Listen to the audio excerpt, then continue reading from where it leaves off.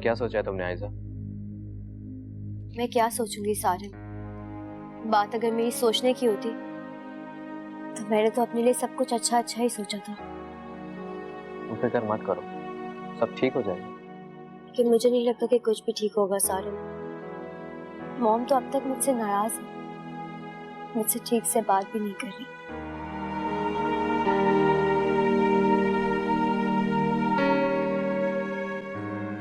फिर क्या प्रोग्राम है तुम्हारा? तुम रुकोगी या मेरे साथ चलोगी? मैं क्या कह सकती हूँ सारिन, फवाद को देखती हूँ तो मेरा दिल करता है कि मैं यही रुक जाऊं, लेकिन जब मॉम को देखती हूँ तो दिल करता है कि वापस ही चली जाऊं। कहीं ऐसा ना हो कि वो मुझे शादी में भी ना आने दे। ये तो है। वक्त ने कितना मजाक किया है मेरे साथ। मैंने कभी सोचा भी नहीं था कि फवाद की शादी में मैं ऐसे शामिल होंगी। मेरा वो भाई जो मेरे सबसे ज्यादा क्लोज था, उसकी शादी में मैं बिल्कुल मेहमानों की तरह आई हूँ। लेकिन मैं मॉम की नाराजगी की वजह से यहाँ रुक भी नहीं सकती, इसलिए मैं बहुत परेशान हूँ सारिन। आयजा, वो तुम्हारी माँ है, आज नहीं तो कल उनका दिल तुम्हारे लिए नरम हो ही जाएगा। मुझे भी उस वक्त का इंतजार है, लेकिन अफसोस कि तब तक फवाद की शादी हो गई होगी। आयजा, सिर्फ तुम्हारे खातिर मैं बेगम आगा से दोबारा बात करूंगा, सब कुछ ठीक हो जाएगा। रिलैक्स, अब प्लीज पार्टी एंजॉय करो।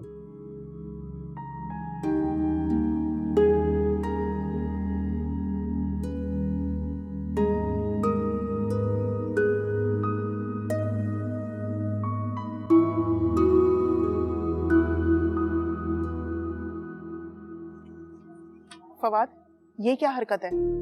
इस तरह से मुंह क्यों लटकाया हुआ है तुमने? पता नहीं मम्मा, मुझे कुछ भी अच्छा नहीं लग रहा है। सब कुछ तो तुम्हारी मर्जी से हो रहा है बेटा, फिर तुम्हें कुछ अच्छा क्यों नहीं लग रहा? क्या काम मेरी मर्जी से हो रहा है सिवाय आयशा को बुलाने के?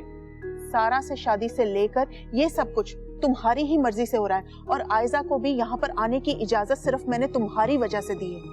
अच्छा, तो आप मेरी इतनी बात सुनती है ना, तो ठीक है मम्मा, आयशा को घर पे रुकने की इजाजत दे दे। क्या?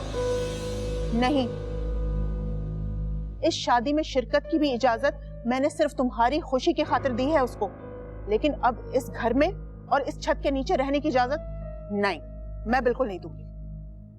मम्मा प्लीज समझे, अगर आयशा यहाँ से चली गई ना तो मेरा दिल कहीं पे भी नहीं लगेगा। आपको नहीं पता मैं उसे कितना मिस करता हूँ, और मैं चाहता हूँ कि इस खुशी के मौके पे वो मेरे साथ घर में रहे।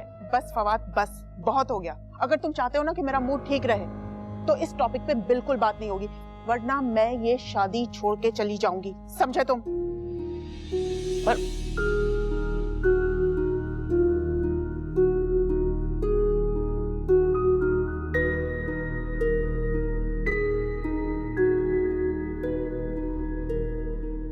फरिया भाभी, मुझे आपसे बहुत जरूरी बात करनी है।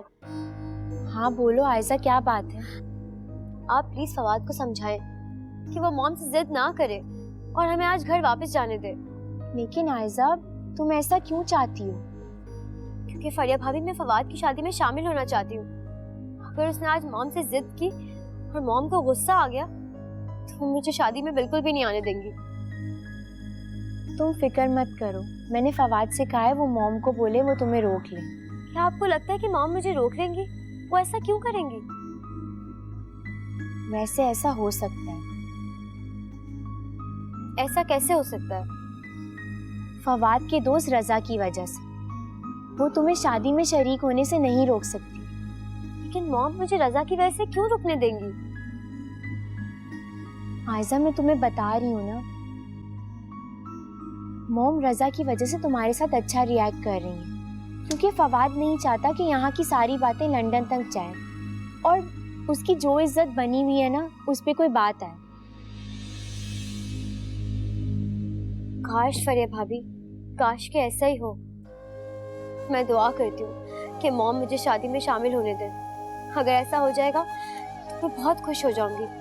थैंक यू फरिया भाभी, आपने मुझे रिलैक्स कर दिया। एटलीस्ट अब मुझे ये तो पता है कि मॉम रजा की वजह से मुझे शादी में जरूर आने देंगी। तुम देखना आयजा, ऐसा ही होगा।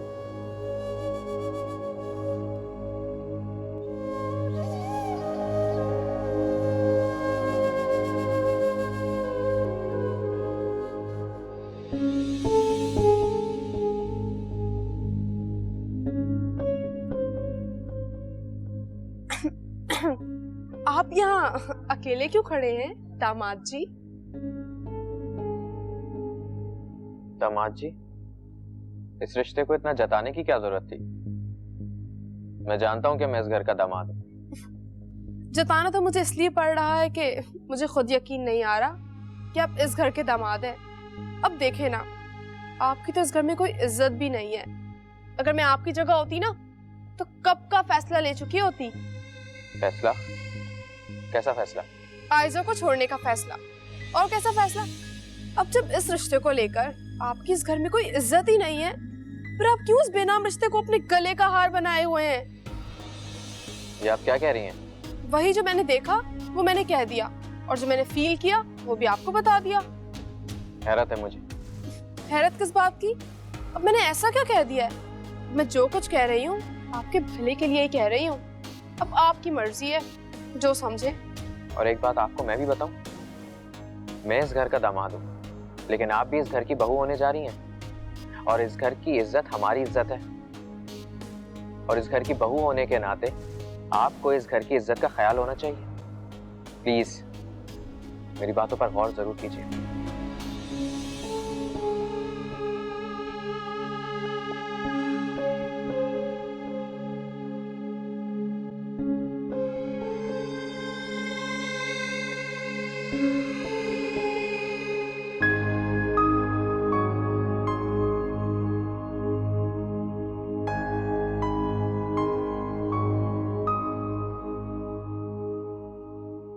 तुम्हारी शक्ल से साफ पता चल रहा है फवाद कि मॉम ने इनकार कर दिया।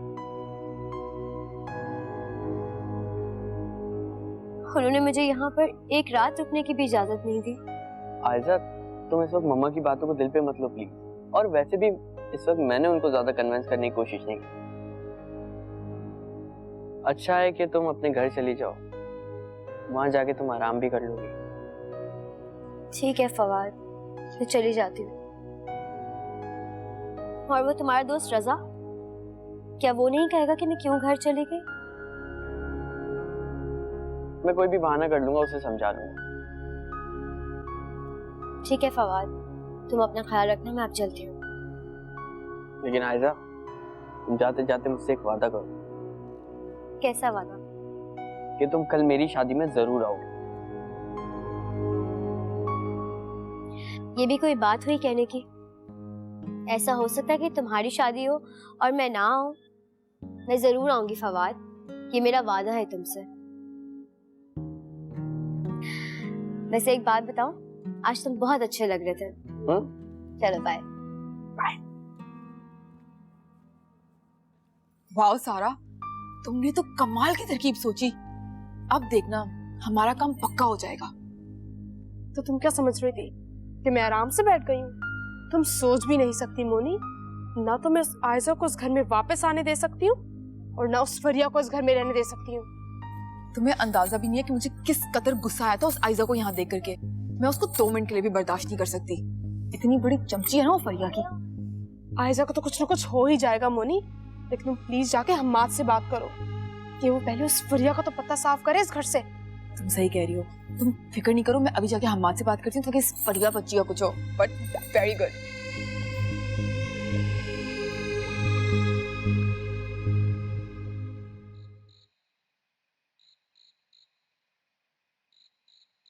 आंटी, मैंने तो सुना था कि यहाँ की शादियों में सब बहुत एंजॉय करते हैं, शोर शराबा होता है, लेकिन यहाँ तो मुझे सब सैड से लगते हैं। ऐसी बात नहीं है, हम लोग भी बहुत एंजॉय करते हैं। एंजॉय कर करके थक गए हैं, इसलिए सब लोग रेस्ट कर रहे हैं। लेकिन आंटी, मेरे बेस्ट फ्रेंड फवाद की शादी है और मुझे बहुत एंजॉय करना है, प्लीज कुछ करें। क्या करना चाहते हो? आंटी, क्यों ना हम सब मिलकर कार्ड्स खेलते हैं? कार्ड्स? और शादी में? शादी में तो कोई कार्ड्स नहीं खेलता। शादी से कार्ड्स का क्या ताल्लुक? आंटी, तो कार्ड्स और शादी का रिलेशन बना लेते हैं ना। वो कैसे? वो ऐसे कि हम सब कार्ड्स खेलते हैं और जो भी कार्ड्स में हारेगा वो किसी भी शादी के गाने पे डांस कर लेगा और इस तरह हम सब एंजॉय भी कर लेंगे। लेकिन सब है कहाँ? और ये आयजा कहाँ है? आयजा आयजा अपने घर चली गई। पर क्यों आंटी? आयजा तो फवाद की इकलौती बहन है, उसको घर नहीं जाना चाहिए था। वो आयजा की सास की तबीयत ठीक नहीं थी, इसलिए वो जरा जल्दी चली गई।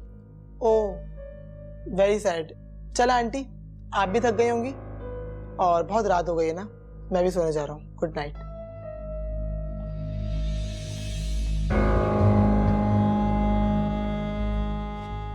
आयजा, मैं किस किस को जवाब देती फिरूंगी? तुमने अच्छा नहीं किया।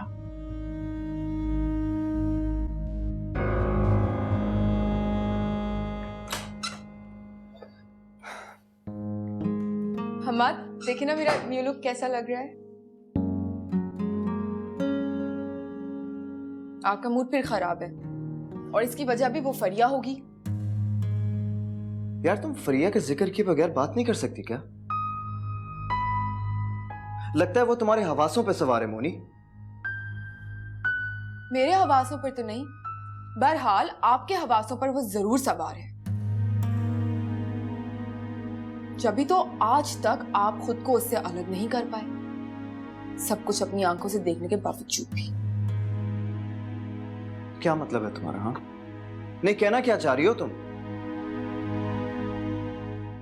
मैं क्या कहना चाहूंगी, और वैसे भी मेरे कुछ कहने ना कहने से क्या फर्क पड़ता है हमाद? मुझे तो आपकी बर्दाश्त पर हैरत होती है।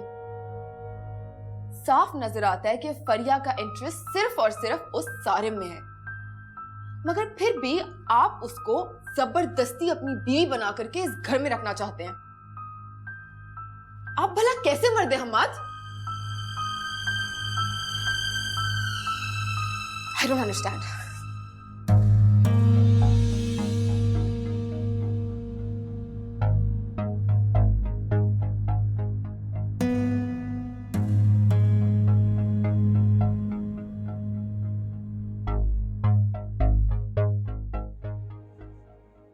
अम्मा।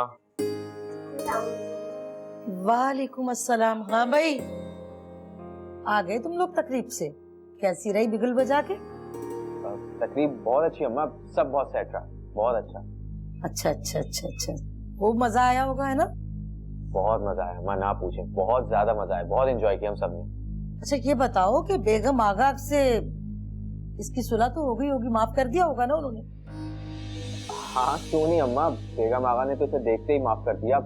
आप ना पूछे अम्मा, बिल्कुल फिल्मी सीन था। दोनों एक दूसरे को देख के रोने लगी और फिर गले लगा लिया। इतना रोई है कि बस ना पूछे।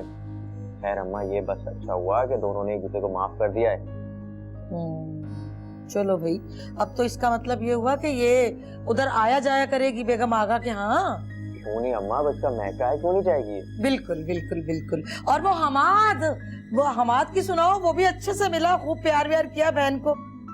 जाहिर सी बात है अम्मा, उसकी बहन है और फिर मैं तो दामाद हूँ उस घर का। अच्छा अच्छा, वाह भाई, बड़ी बात है। तुम लोग वहाँ गए, खूब आओ भगत हुई और बड़ा मजा आया तुम लोगों को, खूब एंजॉय किया तुम लोगों ने बिगुल बजा के। एक बात तो बता वैसे सारिम, जब बेगम आगा ने इसको माफ भी कर दिया, इसको अपने गले से भी लगा लिया कि मेरी बेटी आ गई है, शुक्र है अल्लाह का, तो इसे रोका क्यों नहीं कि थोड़े दिनों के लिए रुक जा, भाई की शादी हो रही है, बिगुल बजा के? वो अम्मा एक्चुअली ये आपके ख्याल से वापस आ गई, वरना वो लोग तो बहुत रोक रहे थे, बहुत ज्यादा रोक रहे थे, लेकिन इसने कहा कि नहीं, मुझे अम्मा के लिए घर जाना है, तो बस ये वापस आ गई। अरे बस चुप! शर्म हया नाम की कोई चीज है या नहीं, या घोल के पी गए? अरे झूठ पे झूठ, झूठ पे झूठ, झूठ पे झूठ बोले जा रहा। शर्म नहीं आती तुझे? ना चुप! अम्मा अम्मा अम्मा, ना तो उस बेगम आगा से तुम लोगों की सही तरह से मुलाकात हुई, ना उसने इसे माफ किया चिमटी को, और ना ही उसने कोई आओ भगत की, बल्कि उल्टा जलील किया तुम लोगों को। शर्म करो, हया करो। बस मैंने तय कर लिया कि आज के बाद ये ना तो वहां जाएगी, आज के बाद क्या, अब तो ये शादी पे भी नहीं जाएगी बिगुल बजा के। बस लेकिन आंटी, चुप कर। ये आंटी कंटी अब कहा ना तो अपना सर फाड़ लूंगी मैं। तूने जलील करवा के रख दिया मुझे भी और मेरे बच्चे को। उठ, चली जा मेरी नजरों के सामने से, चल।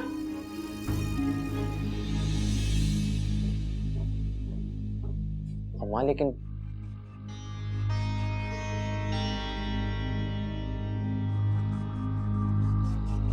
कम वक्त मारा, पता नहीं क्या घोल के पिला दिया वै। मरना तू तो खुल जा।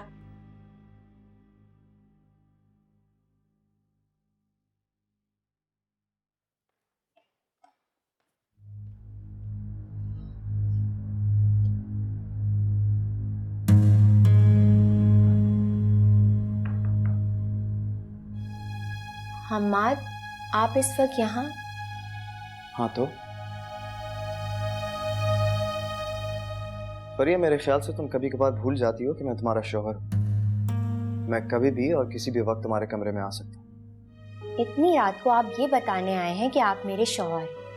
आप ये बात भूल चुके हैं, लेकिन मुझे ये बात अच्छी तरह याद है। अच्छा, तो शायद फिर तुम्हें यह भी याद होगा कि कोई भी काम करने के लिए तुम्हें मेरी इजाजत की जरूरत है। इसलिए मैं तुमसे ये पूछने आया हूं कि अगर तुम्हें डिवोर्स की जरूरत है तो तुम मुझे साफ साफ बता दो, मैं तुम्हें खुशी खुशी दे दूंगा।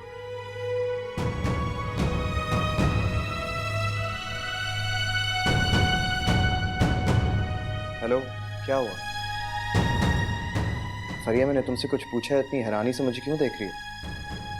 मैं आपको ये कितनी दफा बता चुकी हूँ कि मुझे आपसे डाइवोर्स नहीं चाहिए, फिर आप एक बात बार बार क्यों करते हैं? इसलिए क्योंकि मेरे मना करने के बावजूद तुम उस सारिम का पीछा नहीं छोड़ती हो।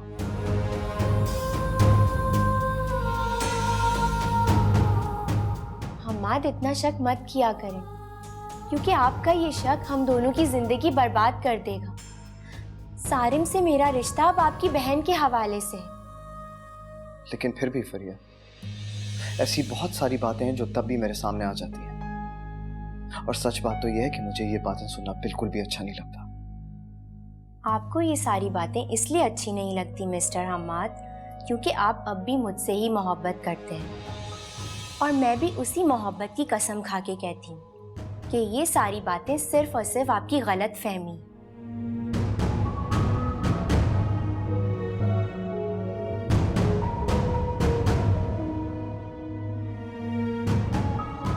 जिस दिन मुझे एक भी बात का सबूत मिल गया ना फरिया, तो उस दिन तुम भी मुझे डिवोर्स देने से नहीं रोक सकोगी।